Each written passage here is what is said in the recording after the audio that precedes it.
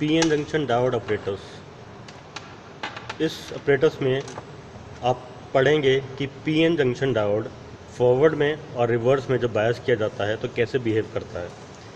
इसको परफॉर्म करने के लिए आपको एक ट्रेनिंग बोर्ड, कुछ बनाना लीड्स और इसका एक वर्किंग मैनुअल आपको दिया गया है। सबसे पहले हम PN junction diode forward mode में कैसे काम करता है इसको हम स्टडी करेंगे। अगर आप मैनुअल को रेफ़र करेंगे तो मैनुअल का आप पेज नंबर 2 चेक करिए। इसमें इसका वायरिंग डायग्राम दिया गया है जिसमें एक वोल्ट मीटर और मिली एमीटर आपको एक्सटर्नली जोड़ना है। वोल्ट मीटर, ध्यान दीजिएगा कि वोल्ट मीटर पॉजिटिव जो है उसका वोल्ट मीटर का वो पॉजिटिव टर्मिनल से जुड़ना चाहिए। वोल्ट मीटर का पॉजिटिव से जोड़ दिया जाता है और जो वोल्ट मीटर का नेगेटिव है वो नेगेटिव टर्मिनल से जोड़ दिया जाता है। इसी प्रकार जो मिली एमीटर है उसका जो पॉजिटिव टर्मिनल है पॉजिटिव, ये पॉजिटिव से जोड़ दिया जाता है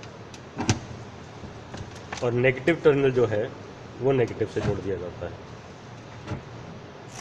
अब एक्सपेरिमेंट को परफॉर्म करने के लिए जो हमारा वोल्टेज स्विच है फॉरवर्ड बायस का, इसको आप धीरे धीरे बढ़ाइए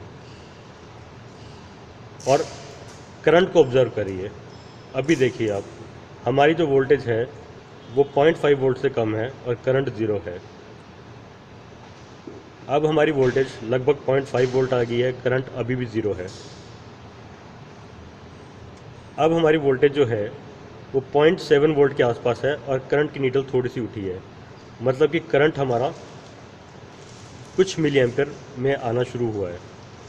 आप ये सेट ऑफ रीडिंग नोट कर सकते हैं कि जब हमारा करंट वोल्टेज 0 था तो करंट हमारा 0 था।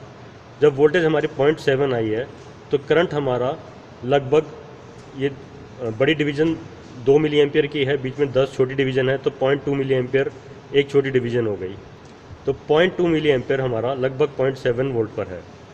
इसी प्रकार आप करंट को इंक्रीज़ कर वोल्टेज को इंक्रीज़ कर 1 वोल्ट कर दीजिए और अगला करंट का आप सेट नोट कर लीजिए।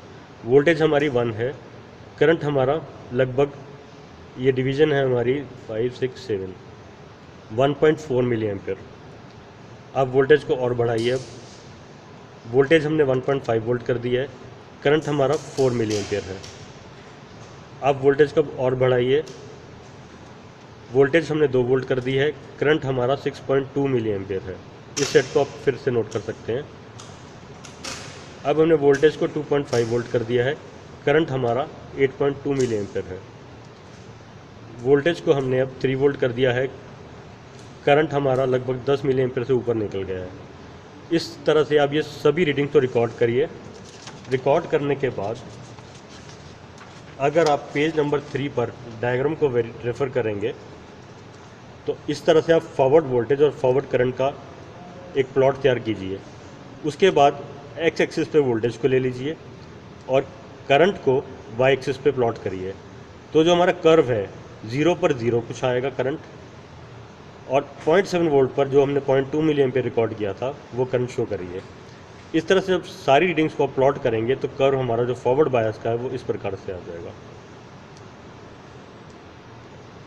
वोल्टेज बढ़ रहा है, करंट हमारा शार्प इंक्रीज है फॉरवर्ड मोड में।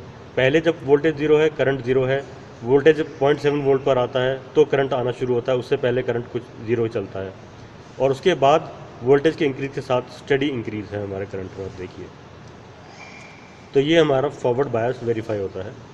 रिवर्स बायस के लिए पेज नंबर 3 पर ही इसका एक वायरिंग डायग्राम दिया गया है। इसमें आपको एक एक्सटर्नल माइक्रो एमीटर और वोल्ट मीटर जोड़ना है। इससे पहले आप जो हमारा रिवर्स का वोल्टेज वाला लेवल है उसको 0 कर दीजिए और पेज नंबर 3 को रेफ़र करते हुए आप माइक्रो एमीटर और वोल्ट मीटर के कनेक्शन बनाइए। पॉजिटिव से जोड़ना है वोल्ट मीटर का, नेगेटिव से जोड़ना है।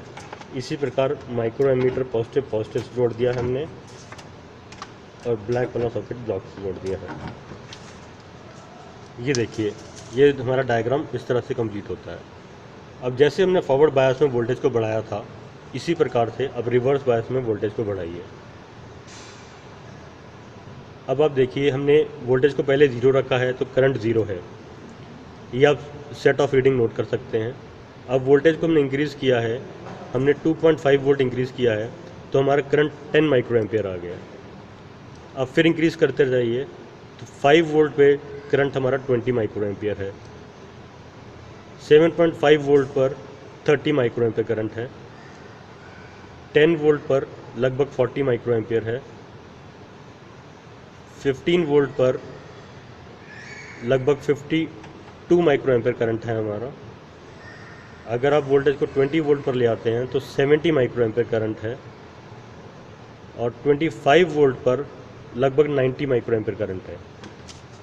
इस सेट को आप अगेन जैसा कि पेज नंबर 4 पर दिया गया है, रिवर्स वोल्टेज और रिवर्स करंट को यहाँ पर प्लॉट करिए और एक ग्राफ बनाइए जिसमें फिर से वोल्टेज को आप एक्स एक्सिस पे प्लॉट करें और करंट को वाई एक्सिस पे, क्योंकि यहाँ पर ये रिवर्स मोड है, डायोड को उल्टा लगाया गया है, देखिए आप, तो ये करंट हमारा नेगेटिव है, तो इसीलिए हमने इसको प्लॉट जो किया है वाई को हमने माइनस एक्सिस पे लिया है और करंट को नीचे वाली एक्सिस पे लिया है। और आप देखिए कि वोल्टेज हम बहुत ज़्यादा इंक्रीज़ कर रहे हैं तो हमारा करंट थोड़ा सा इंक्रीज़ हो रहा है, यानी कि माइक्रो एम्पियर पे आ रहा है। फॉरवर्ड बायस के अंदर करंट हमारा मिली एम्पियर में था, रिवर्स में हमारा माइक्रो एम्पियर पर है। तो बहुत ज़्यादा वोल्टेज बढ़ाने के बाद बहुत थोड़ा सा इंक्रीज़ होता है करंट के अंदर। इसका मतलब है ये हमारा रिवर्स बायस है और जिसके अंदर करंट की लीकेज ही करंट है, बहुत ज़्यादा वोल्टेज देने पर माइनस का करंट फ्लो कर रहा है।